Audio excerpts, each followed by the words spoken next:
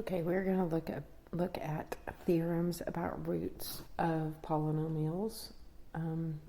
That should say of, not and. So there are a couple of theorems that I want to talk about, and then we'll see how they relate to polynomials.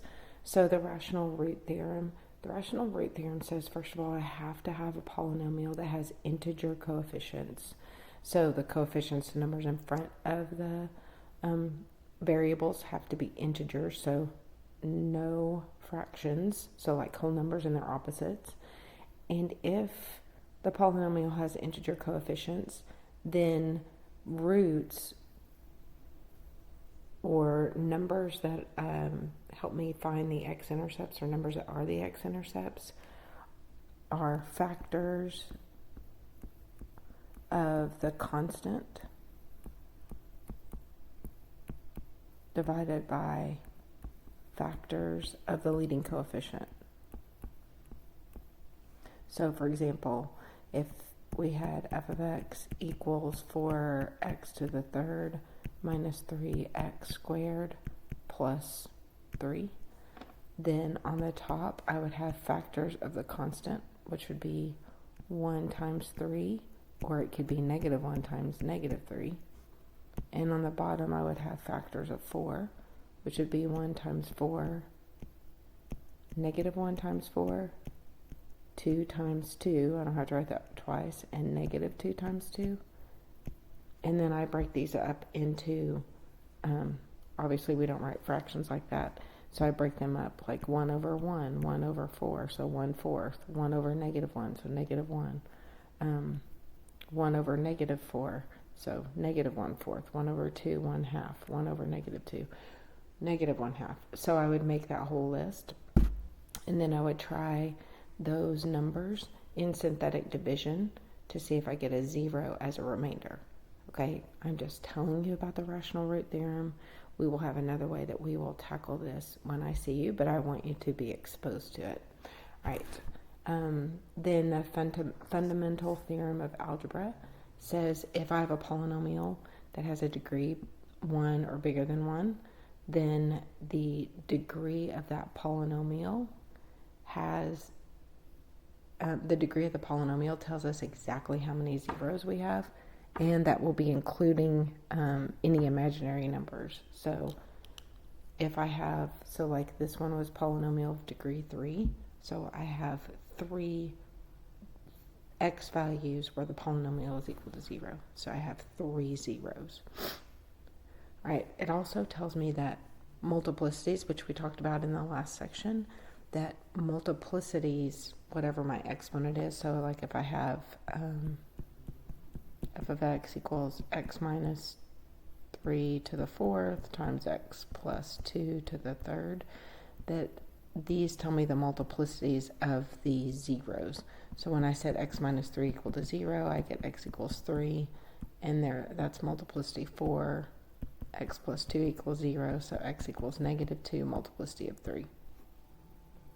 My degree is 7, right? So I had 7 zeros, but only 2 distinct because of the multiplicities. So I didn't really have like 7 different numbers of zeros. I only have 2. Right? Then the conjugate root theorem tells me if I have irrational zeros,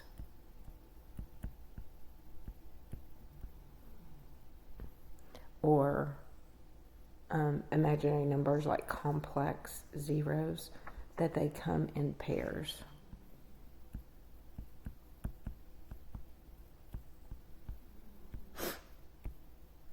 They come in pairs. So like, think about the quadratic formula, that plus or minus that's in the middle.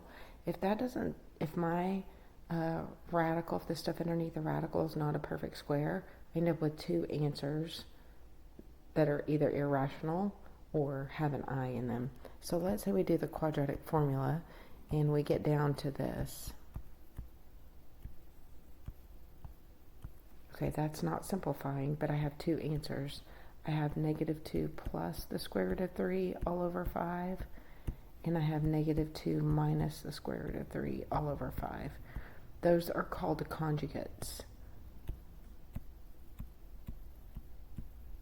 it's actually the exact same factor or zero. The only thing that's different is a sign in between. So those are called conjugate pairs. Complex numbers always come in pairs also. So if they give you one complex number, you've got both of them actually. So if they tell you there's a 0 at 4 minus 3i, I also know there's one at 4 plus 3i. They have to come in pairs. Again, we can go back to the quadratic formula and see that. So maybe in the quadratic formula, this looks like 4 plus or minus the square root of negative 3, which would be 4 plus or minus I times the, well, let's say 9 actually, I times 3, or 4 plus or minus 3i. All right, so that's what it would look like before it was simplified. Let me fix that so you can read it. So I end up with complex numbers in pairs. So I have 4 plus 3i and 4 minus 3i. All right, so that's what it's talking about on that. All right, so we can do a lot of different things with this. I told you when it says use the rational root theorem, we're actually going to throw this on Desmos and get our first 0 and then use synthetic division or long division to find the other one. So we'll put that on Desmos, get one factor if we have one, and go from there.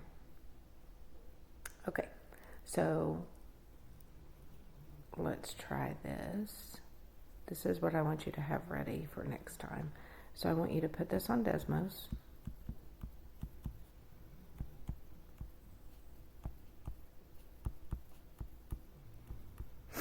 I want you to find the zeros, any zeros that it gives you. So notice we should have 3 total. So if you only get 1, I want you to use synthetic division and have the quadratic ready to go. If you have more than 1, then I want you to show that those are zeros using synthetic division. All right, so remember, synthetic division, you'll put the number in the box, and then we'll list all of our coefficients. Make sure you've put a 0 because we don't have an x squared term. And so wherever this graph hits the x-axis, when you graph it on Desmos, you're going to put it right here. So if it hits at -3, you'll put a -3 in there. Hits at 5, you'll put a 5 in there. All right, so I'll have that ready when I see you again. Bye, guys.